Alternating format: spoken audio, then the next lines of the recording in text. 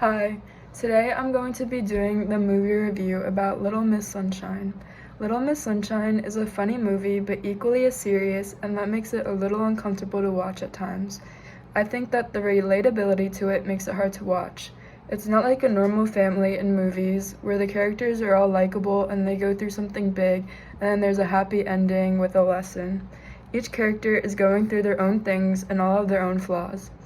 Richard is obsessed with winning. Dwayne hates everyone. The grandpa's addicted to drugs. Frank is suicidal. And the mom is just trying to hold everyone together but is falling apart herself. And Olive represents hope in this situation. The two main messages I got out of it were that family is everything, maybe even the key to happiness, and the relationship between winning and losing. I really liked watching it, and I think everyone should see it at least once in their lives. This movie touched on body image a little as well. It's a very realistic family in my opinion. Even though the personalities of the family members clash, they all love each other in the way that they know how and come together at the end. I didn't notice this the first time I watched it, but the second time I watched the movie, I realized that the opening scenes of each of the characters were very telling. It opens with Olive watching the beauty pageant, copying the movements of the winning girl, and Richard doing a speech on his program, and it cuts to only a few students listening to him speak. Dwayne crossing off the days to become a pilot, and I think the most important one was that Uncle Frank was already at a low point in his life in the hospital. Throughout the rest of the movie, the characters have to hit rock bottom to realize that winning isn't everything. The first part of the movie was very much talking about winners versus losers. Richard is the dad who literally opens the movie by saying that there are two kinds of people in this world, winners and losers.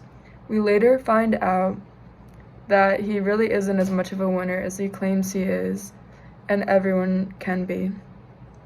He's not a very likable character, but I think he is showing the American dream and the arrival fallacy. The whole time he explains to his wife that he makes a lot of money, and when people know who he is, life will be great and they'll be stable financially. The movie exaggerates it a little, but when he gets the call that it's not going to work out, he tries to fix it because that is his only plan and he failed. This actually goes to show that you are not going to get happiness from looking far into the future. It will actually do the opposite. Society and TV shows are always going to touch on how important it is to win. Like in sports, if you're not on the winning team, you lost. You're a loser. Most of the movie, he was the antagonist representing how people think society works. Obviously, it's on an exaggerated scale, but they got the point across. He is an aspiring motivational speaker that is selling a 9-step plan of personal growth that will make you a winner. Throughout the movie, it is obvious that his idea of success is on an individual level. He tells Olive that luck is the name losers give their feelings, and if she wants to win better than everyone else, she will. He even went as far to say that Uncle Frank gave up on himself because he tried to commit suicide. He says that his son is a winner because he has discipline with taking the vow of silence because he knows what he wants. Throughout the movie, he tells his family that his book will sell, and on the road trip, he finds out that it's not going to work out. This was his turning point, or rock bottom. He talked about fate a lot in the class, and whether it's real. In the beginning, Richard does not believe in fate. When his daughter Olive wanted to go to the pageant, he made sure to tell her that luck is the name that losers give their feelings, and if she wants it better than everyone else, then she'll win.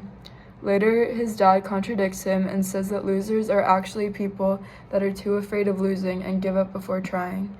While Grandpa Hoover is addicted to drugs and sometimes doesn't know when to stop talking, like in the car, he's my favorite character.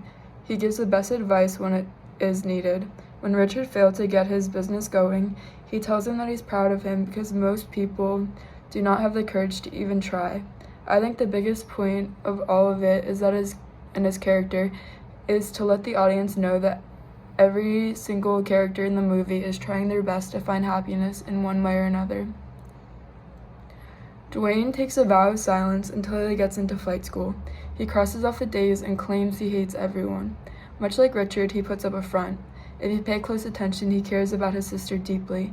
He was the first to notice she went missing after being left behind. After he found out that he couldn't go to flight school because he was colorblind, his sister is the only one that was able to get him back in the car. The car symbolizes working together to get happiness, and you can't always do it alone. The car always breaks down. The first time in the movie everyone in the family comes together is to get the car up and running. That is actually the first time in the movie Frank smiles. After Dwayne gave him the push he needed to get back into the car, this highlights the importance of family and even surrounding yourself with other people. I think that Dwayne and Richard are very similar. They're both on their personal quest of self-fulfillment, and that is resulting in them not thinking about anyone but themselves. After Dwayne finds out that he is colorblind, he throws a fit and breaks his vow of silence. We talked about anger in class. We talked about how to deal with anger and how you might say things you will regret later in life. He apologized to his mom after saying the things that he did.